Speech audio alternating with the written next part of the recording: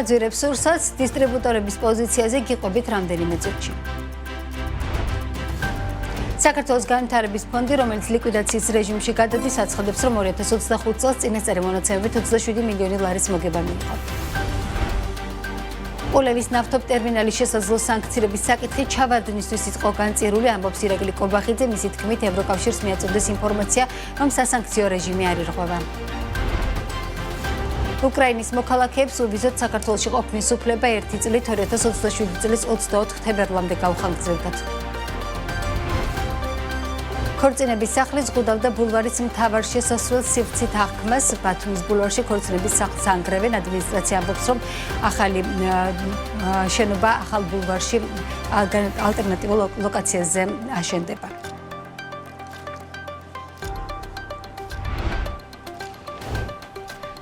მოგესალმებით, ეს BMG-ია, რეგიონის წამყვანი ბიზნეს მედია სააგენტო. საქმიან ამბებს BMG-ის გუნდთან ერთად ნინო ტაბიტაძე წარმოგიდგენთ. შეხვედრა ნომერი 4 დღეს პარლამენტში შექმნილი სამუშაო ჯგუფი, რომელიც სასურსათო პროდუქტებზე ფასების ზრდის მიზეზებს სწავლობს, სადისტრიბუციო სექტორის წარმომადგენლებს უსმენს. შეხვედრაზე მხარეები განიხილავენ სურსათის პროდუქციაზე ბაზრის სტრუქტურას, ფასწარმოქმნის ჯაჭვს და იმ საოპერაციო პროცესებს, რაც გავლენას ახდენს პროდუქციის საბოლოო ღირებულებაზე. სადისტრიბუციო კომპანიებისგან დეპუტატები მოისმენენ ინფორმაციას იმ ხარჯების შესახებ, რაც საქონლის იმპორტიდან და საწყობიდან მაღაზიის დახლამდე მიტანას უკავშირდება. რა არგუმენტებით მივიდნენ დისტრიბუტორები კომისიაზე, ნუცა შუბაშვილი გაგვაცნობს. ნუცა, რა შეფასებები მოვისმინეთ ამ დროისთვის გისმენთ? ნინო, მოგესალმები. ადგილობრივი მწარმოებლების მსგავსად სადისტრიბუციო კომპანიების წარმომადგენლების ნაწილი ფასების კომისიის ფარგლებში ერთ-ერთ მთავარ გამოწვევად რიტეილ სექტორთან ურთიერთობას და ქსელების მიერ დაწესებულ გადასახადებს ასახელებს, როგორც შეხვედრაზე მაგალითად სადისტრიბუციო კომპანია დაფნას წარმომადგენელმა განაცხადა, ეგრეთ წოდებული кэშბექები 20-50%-ის ფარგლებში მერყეობს. მისი თქმით, სურსათის საბოლოო ფასზე ასევე მნიშვნელოვანი გავლენა აქვს ისეთ გარემოებებს, როგორიცაა მაგალითად პროდუქციის ნაშთების მართვა. ლევან პაპიაშვილის თქმით, თუ კი მაგალითად პროდუქციას მისი ვადის 50%-ზე ნაკლები აქვს დარჩენილი, მას სავაჭრო ქსელებში უკვე აღარ იღებენ. დღევანდელ შეხვედრაზე აქცენტი გაკეთდა ქსელების მიერ მიწოდებული პროდუქციის გადახდის და ანაზღაურების ვადებზეც. საკითხი ვფიქრობ, რომ არის ეს кэშბექის თემა. სადისტრიბუციო კომპანიებს სახელშეკრებულო პირობები გავალდებულებს, რომ ჩვენ გაყიდულ პროდუქციაზე кэშბექი დაუბრუნოთ რიტეილს. ეს кэშბექი ყველაზე კარგ შემთხვევაში იწყება 20%-დან და აღწევს 50%-ს გარკვეულ სეგმენტზე. პირველად მოხმარების პროდუქტებზე შედარებით დაბალია და უკვე შოკოლადის ნაწარმოებაზე ან ესეთ სხვა პროდუქტებზე 50%-მდე წადის. ანუ თავისთავად დისტრიბუტორი და იმპორტიორი იძულებული არის, რომ თავის გარკვეულ მცირე მარჟას დაამატოს ის кэშბექს დასაბრუნებელი თანხა, რომ გააგრძელოს ოპერირება. გარდა ამისა, შესვლის აფასური, მაღაზიის გახსნის აფასური, ასევე გასათვალისწინებელია ის, რომ ყველა ის თქვათ მიწოდებული პროდუქცია ვადა გასვლაზე პასუხისმგებლობა ისევ ჩვენ გვევალება და უნდა გამოვითხოვოთ და ჩვენზე არის ეს. ასევე მცირევადიან პროდუქტს ვერ მივაწვდით, მაგალითად 50% როცა აქ დარჩენილი პროდუქციას ჩვენ ვერ მივაწვდით, სახელშეკრებულო პირობები გავალდებულებს, რომ უნდა იყოს მინიმუმ 50%-ზე მეტი დარჩენილი ვადა. ჩვენ ვერ იძულებული ვართ ეს ან ზარალზე გავყიდოთ. იმ შემთხვევაში თუ გაუნჯობეს და გადახდის პერიოდი, ასე რომ ვთქვათ, შემცირდა. თუ კი მოხდა ისე, რომ თქვენ საშუალება გექნებათ, რომ სწორი მონიტორინგი აწარმოეთ, გავაციფრულეთ ეს ყველაფერი და იცით ზუსტად რამდენი თქვენი თითო ერთეული გაიყიდა. ეს არსებითად გაუმჯობესებს საოპერაციო შეამცირებს საოპერაციო ხარჯებს, რომელიც თავისთავად აისახება ერთეულის ფასის შემცირებას. ასე შესაძლებელია თუ არა? კი ბატონო, თუ კი შემცირდება მოლოდინის რეჟიმი, თანხები უფრო მალე ჩაირიცხება, ეს თავისთავად აისახება და გარკვეულ ეფექტს მისცემს კომპანიებს, რომ ამ წუთას საკრედიტო ბანკის კრედიტ ამ წუთას არ სარგებლობთ. მოწოდებლებთან აგვაქვს ის შეთანხმება, რომ რაღაც პერიოდს გვაცდიან. დღევანდელ კომისიაზე სადისტრიბუციო კომპანიების წარმომადგენლებთან კონკრეტული კითხვები ჰქონდათ თავად კომისიის წევრებსაც, მაგალითად დეპუტატი ნინო წილოსანი დაინტერესდა, რატომ ღირს ერთი და იგივე სადისტრიბუციო კომპანიის მიერ მიწოდებული ერთი და იგივე პროდუქტის სხვადასხვა ქსელში განსხვავებული ფასი. Როგორც შეხვედრაზე კომპანია ზიურის დირექტორმა აღნიშნა, რომელიც მათ შორის ეს კომპანია ზეთის იმპორტიორია საქართველოში, კონკრეტულ პროდუქციაზე ფასნამატის დადება სრულად ქსელის გადაწყვეტილებაა და ამაზე გავლენას დისტრიბუტორები ვერ ახდენენ. ამასთან ლაშა გოცირიძემ მათი კომპანიის ფინანსურ მაჩვენებლებზეც ისაუბრა და განაცხადა, რომ მაგალითად 2025 წელს წინასწარი მონაცემებით კომპანია სადისტრიბუციო კომპანია ზიურის მოგება 2.4% იყო. თქვენი ზეთი არ დავასახელებ კონკრეტულ ქსელებს. ზოგან იყიდება 7.70-ად, ზოგან იყიდება 9.75-ად, ზოგან 8.95-ად. ანუ ეს ფასთა სხვაობა განპირობებული არის იმით, რომ თავად ეს ქსელები სხვა cashbacks გთხოვენ, თუ მათი ფასნამატი ემატება შემდგომ და ფასი ესეთ ფორმაციას აკეთებს. კარგი კითხვა, ეს ფასნამატი არის ქსელების ფასნამატია, რომელიც განსხვავდება ფაქტურად 0-დან ალბათ 15%-მდე ინდივიდუალურად ქსელები იღებენ გადაწყვეტილებას. ჩვენ არ აქვს ამის რესურსი, ჩვენ შეიძლება უბრალოდ ურჩიოთ, რომ ამოვარდნილი არის, მაგრამ ამის არანაირი რესურსი ბერკეტი არ გაგვაჩნია, რომ ვინმეს დაჟინებით მოვთხოვოთ ფასის კორექტირება. თქვენთვის ცნობილი არის ჩვენი არა მარტო თქვენთვის საჯარო არის 2024 წლის და წინა წლების მაჩვენებლები, 25 ჯერ კიდევ არ არის აუდირებული. დაახლოებით 104 მილიონის რეალიზაცია გვაქვს ნეყეგეს გარეშე 2025 წელს, რა თქმა უნდა, ეს მონაცემები დაზუსტდება აუდიტის შედეგად და 30 სექტემბრამდე აუდიტის დასრულების შემდეგ საჯარო იქნება ყველასთვის, მაგრამ დასამალი არ არის. და მთლიანობაში დისტრიბუციის შედეგად წლის ფარგლებში 2025 წლის ფარგლებში ჩვენი მოგება გავიდა 2.4%-ზე. სადისტრიბუციო ქსელის წარმომადგენლებთან შეხვედრა პარლამენტში ამ წუთებში მიმდინარეობს, უფრო მეტ შეფასებებს შეხვედრასთან დაკავშირებით დღის განმავლობაში გაგიზიარებთ. რა განცხადებები გაკეთდა პარლამენტში, თუმცა შუბაშვილი საუბრობდა. მიმდინარე წლის იანვარმა ელექტროენერგიის ბაზარზე არსებული გამოწვევები წინ წამოწია. ელექტროენერგიის გამომუშავების კლების და მოთხოვნის მკვეთრი ზრდის ფონზე იმპორტიც მკვეთრად გაიზარდა და ქვეყანა იძულებული გახდა ძირად ღირებული ელექტროენერგია შეეძინა. ჯამში 600 მილიონი კილოვატ-საათი ელექტროენერგიის შეძენა ქვეყანას 22.5 მილიონი დოლარი დაუჭდა. რაც იმას ნიშნავს, რომ იმპორტის საშუალო ფასი 59%-ით 3.8 ცენტამდე გაიზარდა, ხოლო კომერციული ფასი, ანუ თუ გამოვაკლებთ აფხაზეთის მიწოდებას, 6.3 ცენტს შეადგენდა, რაც 5%-ზე მეტად გაზრდილი მაჩვენებელია. საინვესტიციო ბანკი გალცინთაგართი აღნიშნავს, რომ ამ ვითარებამ ზამთრის პერიოდში სისტემის მოწყვლადობა გამოაჩინა. აღნიშნული ვითარება კვლავ მიუთითებს ზამთარში მაღალი გამომუშავების მქონე გენერაციის ობიექტების სტრუქტურულ საჭიროებაზე, განსაკუთრებით რეზერვუარი ჰიდროელექტროსადგურების და ქარის სადგურების მიიჩნევს გალცინთაგართი. ის რომ დამატებითი სიმძლავრეები გჭირდება წლებია საუბრობს, თუმცა არაერთი მცდელობის და ოპტიმიზმის მიუხედავად სექტორში გამოწვევები რჩება. დაიწყება თუ არა პროექტების განხორციელება რეალურ რეჟიმში და რა საკითხების გადაჭრას ენერგეტიკის ინვესტორებს. ამ თემაზე ვსაუბრობთ ახლა საქმის კურსში. Energy Development Georgia's და Green Energy Holding-ის მმართველი დირექტორი გიორგი შუკაკიძე გვერდდება პირდაპირ ეთერში. გიორგი, მოგესალმებით. მადლობა თქვენი დროისთვის. გამარჯობა, მოგესალმებით, თქვენს მაყურებელს. გიორგი, ახლა როცა მონაცემებს გადავხედებ, ნახე რომ უკვე 3 წელი გავიდა CFT-ის პირველი აუქციონიდან, ამის შემდეგ ქონდა მეორე აუქციონი, ქონდა პირდაპირ კონტრაქტების გაფორმების მცდელობა, თუმცა თითქოს ერთ ადგილს ვტკეპნით მაინც ქვეყანა, ინვესტორები, მოსახლეობა, რომელიც თქვათ ელოდება, რომ ექნება ელექტროენერგიას, თქვათ უწყვეტად და ნაკლებად იმპორტი დაგჭირდება, როგორც აუშვე საკმაოდ ძვირი გვიჯდება ეს იმპორტი. რეალურად რა ხდება დღეს სექტორში? რამდენად რა ვითარება გვაქვს და რამდენად არის შესაძლებელი მართლაც რომ გარდატეხა მოხდეს წელსმა და უკვე დაიწყოს რაღაცა რეალურად პროექტების განხორციელება. მადლობა ნინო კითხვისთვის.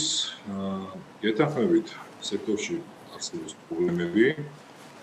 როგორც თქვენ ძანეთ, ყოველწლიურად ბოლო რამდენიმე წლის განმავლობაში მარტივად ხედავთ, რომ იმპორტის მოცულობა იზრდება.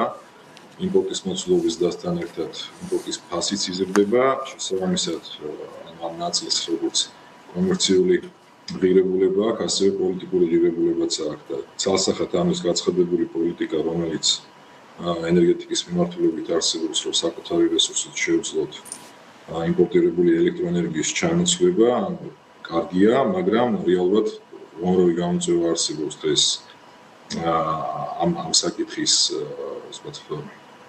მოგვარების ნაწილში და ამის შესახებ ბიზნესთან საუბარი აქვს ეკონომიკის სამინისტროს წარმომადგენლებს და ესეთი შეხვედრა გუშინაც შედგა, სადაც ერთმანეთს გაუზიარეთ ამ პრობლემების შესახებ თუ რა არსებობს დარგში და რა არის ასე ვთქვათ, რომელ მიმართულებას უნდა გაესვას ხაზი და მეტი ყურადღება მიექციოს.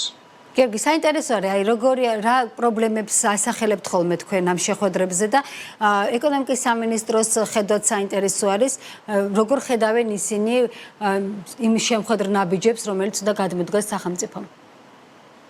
ხო, ამაზე ვსაუბრობთ, როგორც გვიმძანეთ, ბევრი საუბარი შედგა ამის შესახებ და რეალურად დღეს მოცემული სიტუაცია ფაქტის სახეზე არის, რეალურად ქვეყანაში ვერ ხდება იმ შესაბამისი გენერაციის ობიექტების მშენებლობა დროულად, რომელიც ამ მოთხოვნას ჩაანაცვლოს.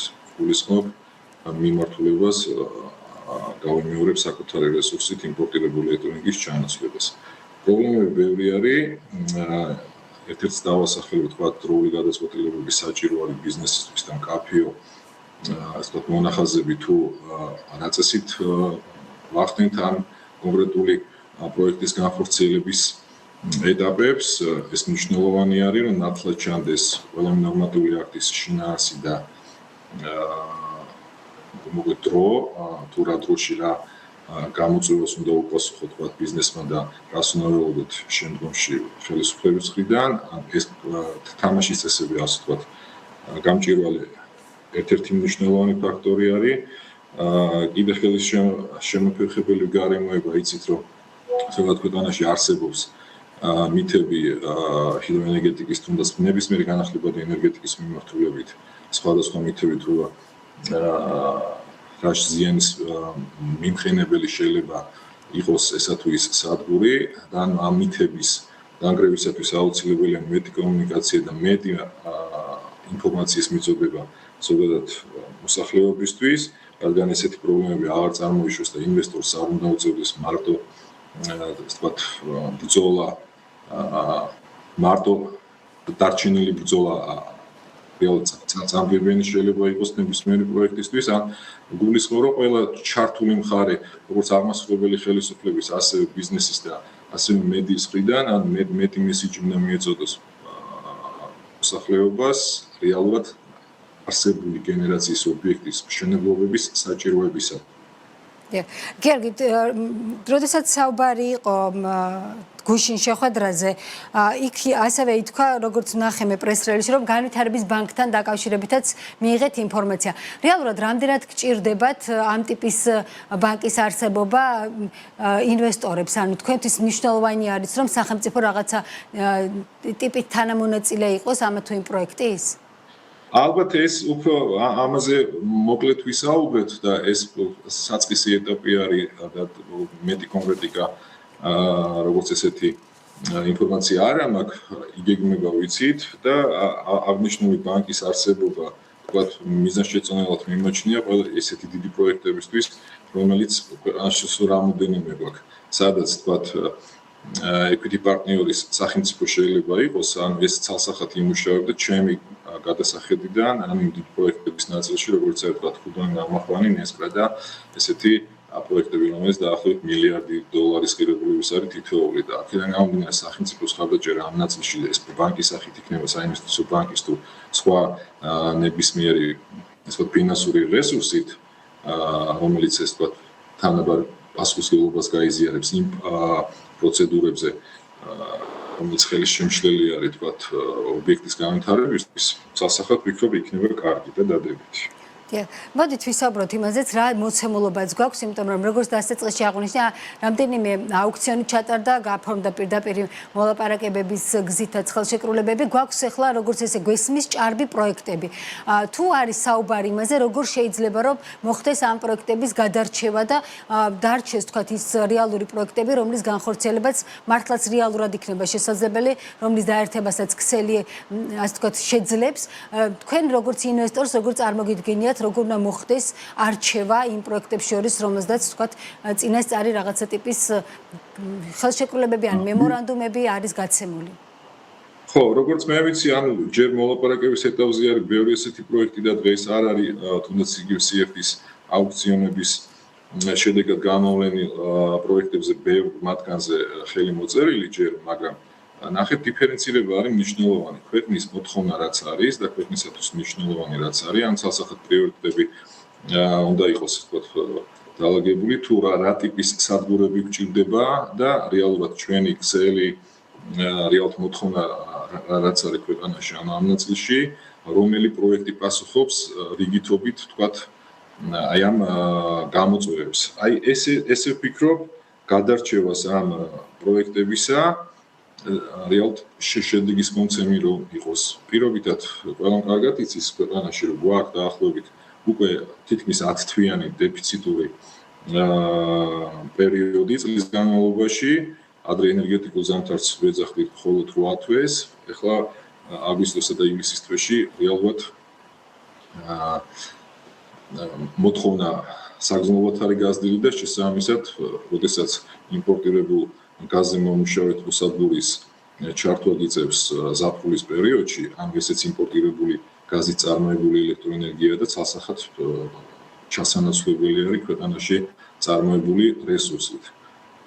აქ დაკონკრეტებდი კიდევ ერთხელ, ანუ თქვენც ახსენეთ შესავალში, რომ მარეგულირებული სადგურების არსებობა აუცილებელი არის ქვეყანაში. ეს მარეგულირებული სადგურები მარტო იმის მომცემი არ არის, რომ საჭირო დროს მოქცეს კონკრეტული ენერგია სისტემის დაბალანსებისთვის. აღნიშნულ სადგურებს აქვს კიდე სხვა ისეთი ფუნქციები, რომელიც სისტემის გრადობის უზრუნველყოფას ახდენს, სიხშირის რეგულირებას და ასე შემდეგ. ხელოვანი ესეთი პროექტების არსებობაც. მინდა რომ მოვასწროთ თქვენს უშუალო პროექტებზეც კითხოთ, რამდენიმე მნიშვნელოვანი პროექტი გაქვთ, ასე ვთქვათ, პორტფელში. თქვენს პროექტებს რა აფერხებს და რა გეგმები გაქვთ ამასთან მიმართებით, როდის დაიწყებთ ამ პროექტების განხორციელებას? უკვე ხილულად, რა თქმა უნდა, ვიცი რომ სამუშაო რეჟიმში მიმდინარეობს ალბათ ყველაფერი, მაგრამ უკვე როდის ვიხილავთ ამ პროექტებს დღის შუქზე?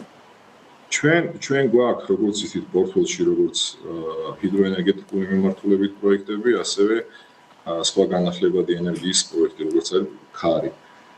ჰიდროენერგეტიკის მიმართულებით გურიაში უახლოეს პერიოდში გეგმავთ 15 მეგავატის მშენებლობის დაწყებას მდინარის სუფსაზე, სუფსის ხეობაში. ამისათვის ალბათ მარტის 15-19 რიცხვისთვის მიმართავთ უკვე ეკონომიკის სამინისტროს ათაბიშვეულოს საქართველოს მთავრობასთან სამშენებლო ეტაპზე გადასვლის მემორანდუმის ნაწილში და აპრილის ბოლოს იმედი გვაქვს ეს ბიუროკრატიული ნაწილი დასრულებული გვექნება და შესაბამისად მოსამზადებელი სამუშაოს დაწყებას ვაპირებთ ამ ჰიდროენერგეტიკულ პროექტთან დაკავშირებით. ესე ვიტყვი, ხოლო ქარის პროექტზე უახლოეს დღეებში გვაქვს სკოპინგის განხილვა ჩაანიშნული. ეს არის ქუთაისთან მიმდებარე ტერიტორია და დაახლოებით 53 მეგავატის სიმძლავრის ქარის ელექტროსადგურის პროექტი გვაქვს და ვახორციელებთ.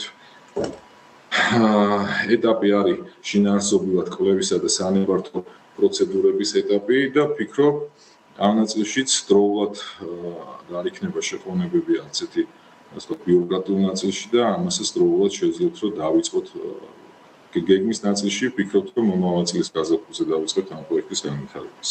ძალიან კარგია წარმატებებს გისურვებ და ერთი კითხვაც ბოლოს მილიარდიან ჯარიმების ჩამოწერაზე მიმდინარეობს ახლა პროცესი, ასე ვთქვათ 16 მარტამდე აქვს კომპანიებს უფლება რომ მიმართოს ეკონომიკის სამინისტროს. თქვენც გეხებათ თუ არა უშუალოდ თქვენს კომპანიასაც ხომ არ აქვს ეს ჯარიმა დაკისრებული, როგორც ვიცით უამრავი მიზეზი იყო ხოლმე. მადლობა გმირს რომ ჩვენ ამ საჯარიმო ნაწილში არც ერთ პროექტში არ ვართ მონაწილე. შესაბამისად ეს არ გვეხება ჩვენ ზოგადად ჟესტი სახელმწიფოს მხრიდან კარგი არის, მაგრამ იქ გასათვალისწინებელია თქვა ეს ჯარიმები რატო დაეკისრათ სხვადასხვა კომპანიებს. ეს ფაქტორი ცალსახად გასათვალისწინებელია, იმიტომ რომ არსებობდა ბევრი ესე თქვა პროექტი, მე არ ვიძახი ყველაზე, იმიტომ რომ არსებობდნენ ასე ქაღალდის ინვესტორებიც, მაგრამ ზოგი პროექტი იყო შინაარსობრივ ისეთი, რომ აი ესეთმა გარემოებებმა გამოიწვია მათი ვადების შეუსრულებლობა. აქედან გამომდინარე ვფიქრობ, შეესტი როგორც გითხარით ძალიან კარგი არის, მაგრამ ეს ნაწილის გასათვალისწინებელი არის. ასეთი ინვესტორების მიმართ ალბათ სამართლიანიც არის ეს ამ ნაბიჯის გადადგმა, თუმცა რატომ მოხდა ამ ჯარიმების გარიცხვა, ესეც ყურადსაღები არის, რეალ შესასწავლი არის შინაარსობრივად, რომ რამ გამოიწვია, თუ ინვესტორის ბრალეულობა არის დღეს თუ მას აპატიებო პირობითად დარიცხულ ჯარიმას და თუ ის განკეთებელი არ არის ამ პროექტის, ხვალაც იგივე შედეგი შეიძლება დადგეს. ამიტომ არიან კვალიფიციური ინვესტორები, რომელსაც ესეთი რაღაც შეემთხვათ და ან მათ მიმართ სასახად დადებითი არის ამ პატიების მექანიზმის ამოქმედება. ძალიან დიდი მადლობა გიორგი თქვენი დროისთვის, შემოერთებისთვის და თქვენი მოსაზრებების გაზიარებისთვის. Energy Development Georgia's და Green Energy Holdings მმართველი დირექტორი გიორგი შუკაკიძე იყო ჩვენი სტუმარი. საქმის კურსი ამით დასრულებულია. 17 საათი და 40 წუთზე ბრუნდებით პირდაპირ ეთერში დაგვალატეთ.